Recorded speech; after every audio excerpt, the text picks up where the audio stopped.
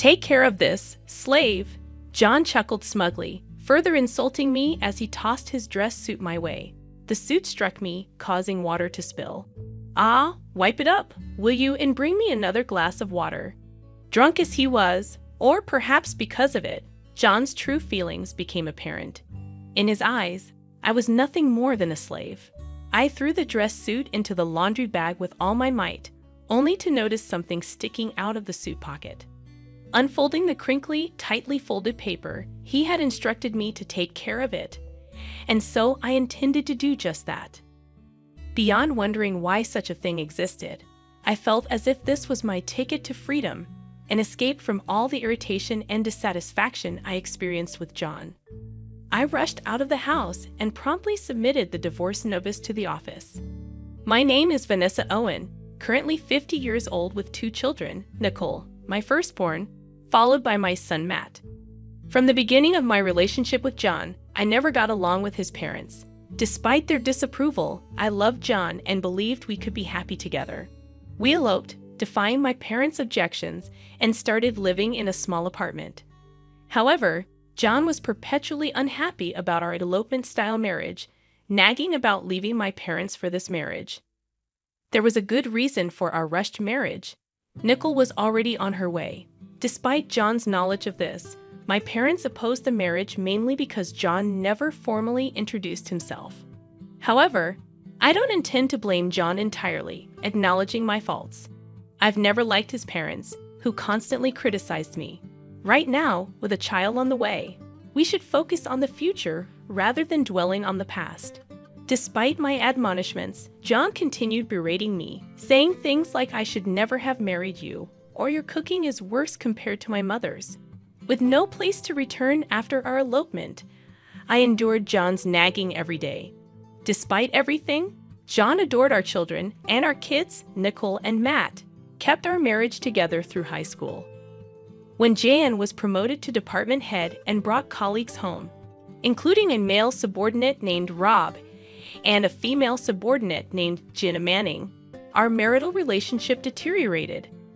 Though John had a good reputation outside the house and was highly trusted by colleagues, our family barely functioned. At one gathering, John's words revealed his true feelings, saying he could divorce me anytime, but I wouldn't let him go. This admission, disguised as a joke, made me realize the depth of his dissatisfaction. Despite his words, John's subordinates praised our supposed good relationship, while John laughed, intoxicated, insulting, and bragging until he passed out. His subordinates helped with the cleanup. As we cleaned up in a friendly atmosphere, Jenna spoke up, revealing that the director actually praised me at work. "Unbelievable." I laughed, and Gina chimed in, "It's true.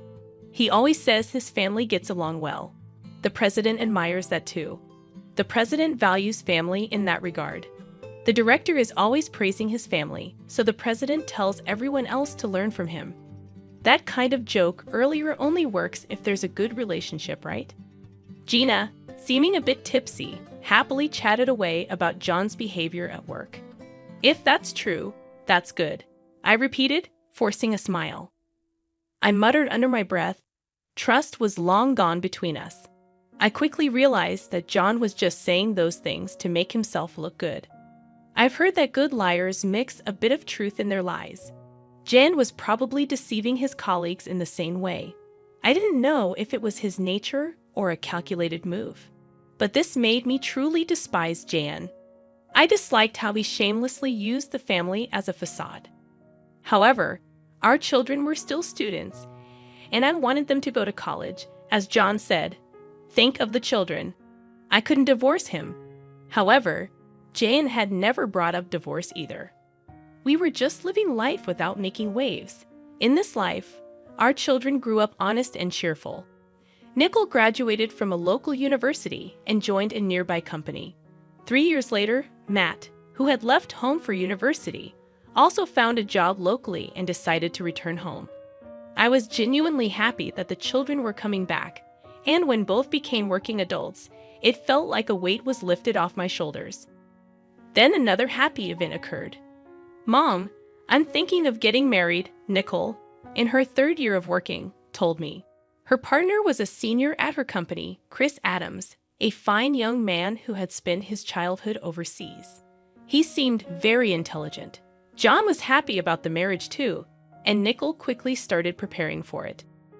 The wedding was to be a casual garden wedding. Usually, I'd wear a formal dress, and Jan would wear a morning suit.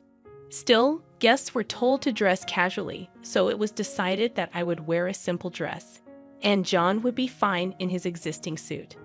Despite everything, I wanted to honor Nicole's special day, so I carefully chose a dress. I thought about getting a new suit for Jan, but he insisted that the one he already had was fine. Reluctantly, I brushed and mended John's suit, looking forward to the wedding. On the wedding day, blessed with good weather, the ceremony began, surrounded by beautiful greenery and flowers. Rob and Gina, John's colleagues who had always been kind to Nicole and Matt, attended the wedding, and I thanked them for coming.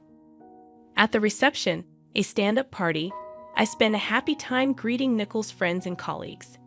Jan seemed to be enjoying himself, but perhaps getting too drunk, he started commanding, "Hey, Vanessa, get me a drink." Waiters were walking around the venue, and it was embarrassing that he had to call out to me, who was far away, instead of just looking around. "Mrs. Owen, I'll go for you." Rob and Gina supported me, entertaining John, especially Gina, who stayed by John's side like a wife. I felt uneasy about it but was busy greeting other guests, so I left John to them. It was a beautiful ceremony, and the wedding ended successfully. Gina took care of a heavily drunk Jan until the end when the taxi arrived.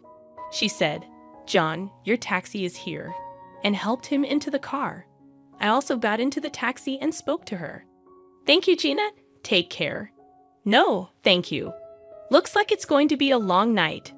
Take care." I took her words as a reference to the drunk John and laughed. However, her gaze was not on John but me. I felt strange again, but I said goodbye and returned home with Jan.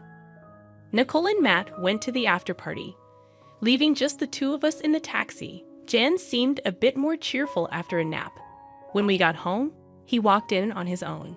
Usually, we didn't talk much, but Jan, more drunk than usual, couldn't stop talking. Finally, the kids are off our hands. I was worried about Nichols turning out like you, but I'm glad she got married. He belittled me as usual. John lay on the sofa. "Vanessa, water," and then he arrogantly ordered me around. I sighed inwardly and went to get in water. "Here's your water. Take off the suit if you're going to sleep. It'll get wrinkled." I said that and put the water on the table.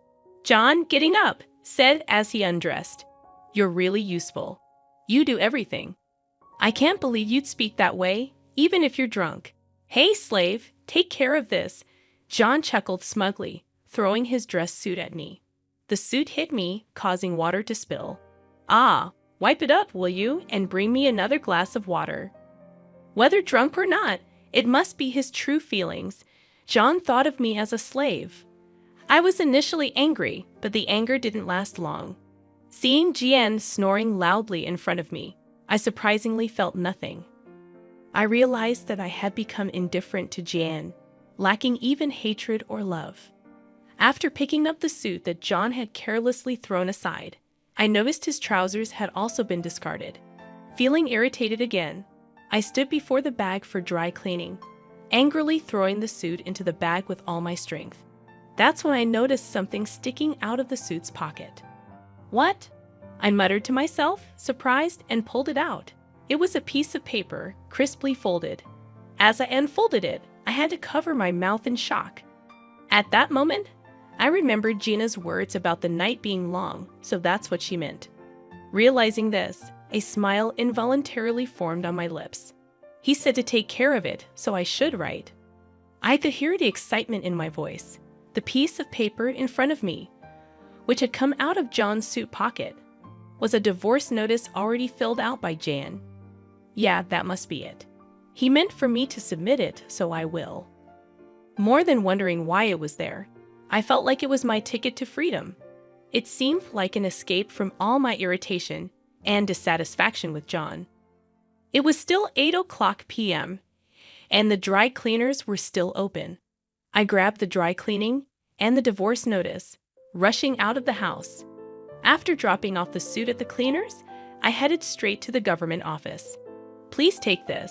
I went to the 24-hour service desk and, with a smile, handed over the hastily completed divorce notice. Then I hurriedly packed my things, taking only what I needed. I left the house with John still snoring loudly. For the time being, I decided to stay at a hotel, soaking in a large bath and sleeping in a comfortable bed until morning. However, the next morning, my phone had several missed calls, all from John. It surprised me that my number was still in John's phone. Yes, where are you? Just as I was thinking about it, another call came in. Reluctantly, I answered, and John's panicked voice came through. He must have been surprised to wake up and find me gone. After all, the spilled water is still there, a clear sign of something amiss. Where are you? Just as I was about to respond, John continued, We came home together, didn't we? The water is still spilled, and your clothes are gone. What's going on? From his words, it was clear he didn't remember what he had said the previous day. I sighed and said, You told me to send the suit to the cleaners, right? Well, there was a completed divorce notice in it. I thought that meant I should submit it, so I did. John erupted on the other end of the phone, yelling, What? How dare you do something so reckless? Do you realize what you've done? I was surprised by his reaction, but no matter how angry John got on the phone, it didn't bother me. You're so loud this early in the morning. I'm about to have breakfast at the buffet. Bye. Probably there was nothing to eat at home since I'd always prepared breakfast every morning. There was neither bread nor cereal stocked up. Nickel was likely at the hotel given as a wedding gift, and Matt wouldn't wake up until afternoon, having probably stayed out late drinking. John must be panicking alone in a house without food. With that thought, I savored my delicious breakfast. After breakfast, I immediately went to look for an apartment at a real estate agency. I didn't have the luxury of choice. I urgently needed to find a new place to live, but thankfully, I stumbled upon an apartment just a few blocks down from Nickel's new place. Moreover, the real estate agency was hiring part-time staff. I found both a home and a job that day and felt immensely grateful to the company. On my way back to the hotel, I received a call from Matt. Mom, where are you? Dad's making a fuss. I had been ignoring calls from John, so he must have forced Matt to call me. Matt's voice still sounded sleepy. I've divorced your father. I'm leaving the house, so take care. What? What do you mean? Matt sounded surprised by my words. Anyway, I needed to explain everything properly to my children. I decided to call Nickel that day and explain everything at the house. Why'd you suddenly call me here? Nickel looked anxious, understandably so. Yesterday was the peak of happiness, but today she was called to the house for something serious. She must have known it wasn't just a casual conversation. I felt sorry for her, but my parenting days were over. Being a parent is forever, but I want to live as a person, not as anyone's slave. I shouldn't feel ashamed for this. Even though I thought this, I couldn't shake off the guilt towards my children. A sudden divorce? What do you mean divorce? Both of them questioned me simultaneously, and even John, taking advantage of the situation, joined in. That can't be true, right? Convince her. Despite being the root cause of the issue, John played the victim. It was turning into a 3-against-1 situation. I wanted the children to understand that this divorce wasn't just my whim. All I did was submit the divorce papers that your father had already filled out. Why am I being treated like the villain when it was your father who had prepared them in the first place? Hearing this, Nicole and Matt turned their gazes to John. Caught off guard, John frantically searched for an excuse. A villain. Come on, that was just a joke, right? Who would actually submit that? A joke? Do you have any idea how much that joke has worn me down? Jen flinched at my loud voice. Nicole and Matt clammed up, exchanging looks. Besides, for a joke, it was too well prepared, don't you think? To me, it looked like something prepared to convince someone. John turned red and argued back, spitting out his words. His panicked state made the children realize something was amiss. I couldn't help but burst into laughter at John's behavior. No need to get so worked up. It's like you're admitting it's true. You set me up. You're the one who got angry at my deduction. Listening to our conversation, Nickel cautiously asked a question. What do you mean? I decided it was time to tell them everything. Well, you're not children anymore, so I have to tell you. Your father and Gina are having an affair. What are you talking about? John turned pale and stood up. Nickel and Matt looked shocked at first, but then directed looks of contempt at John. I found it strange. She used to call him director, but recently it's been John, and her words about our happy family felt insincere. That can't be. While she said she'd invite us, it felt like she was mocking us. A woman's intuition is often right. John was sweating unnaturally, unable to make any excuses. His behavior only confirmed my suspicions. While it was a shock, it was more about betrayal than lost love, which allowed me to keep my composure. But what really kept me sane was my role as a mother. To think she was invited to the wedding. I'm sorry, Mom, Nickel started crying.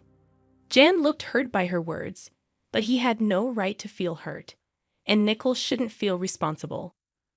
I only became sure of it yesterday. It's not your fault, Nicole, I comforted Nickel. As I said this, Matt sighed deeply, giving John a sharp look. I knew Mom and Dad weren't close, but this is too much. John's voice trembled pitifully. I had no choice. She kept pressuring me for a divorce, and I had to invite her to Nicole's wedding to convince her. Even the divorce papers, you used me.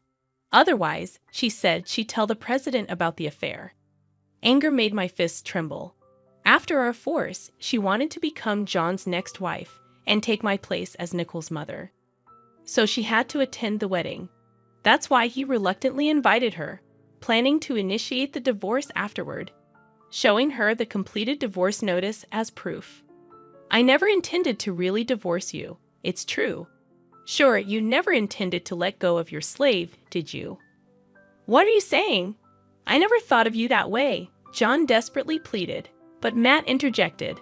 But Dad, you always said it would be easy to marry a woman who obeyed everything like Mom does.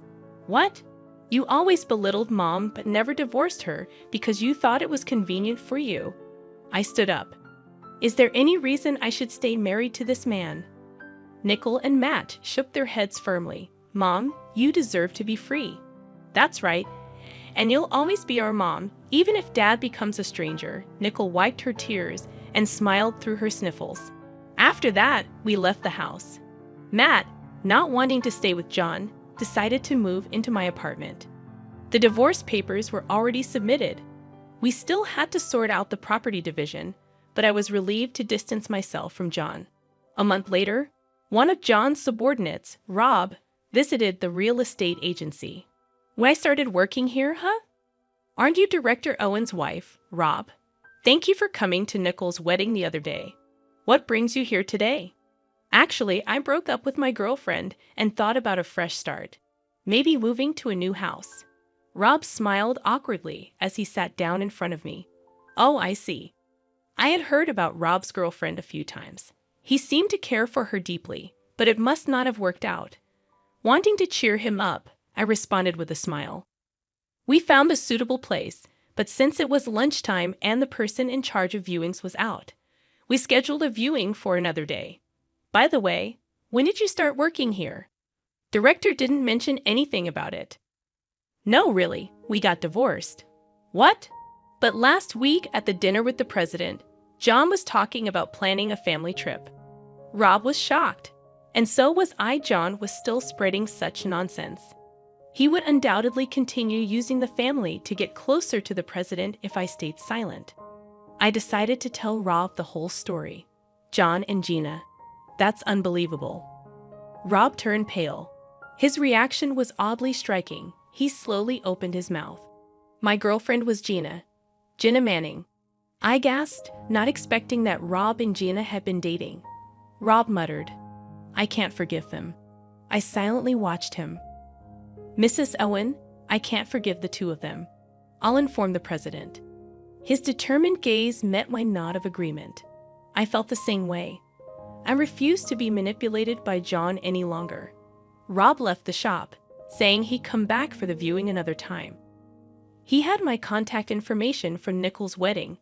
I was sure he would contact me eventually.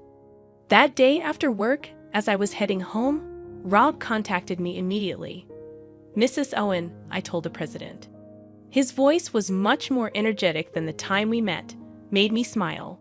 The president was furious. Betraying his family and having an affair with a subordinate, both of them will be dealt with. "Really? That's great. Now we won't be used by them anymore." Those two deceived everyone, the family, the staff, even the president. They were called into the president's office right after I left. Imagining the scene, I couldn't help but smile. Even though they were no longer a part of my life, I couldn't accept them getting away scot-free. "Thank you, Rob. You will surely find happiness." I sent this to Rob, feeling like it was something I also wanted to hear. Eventually, Jan and Dina's affairs spread throughout the company, especially John, who had always boasted about his happy family life, turned out to be a scoundrel who preyed on a subordinate.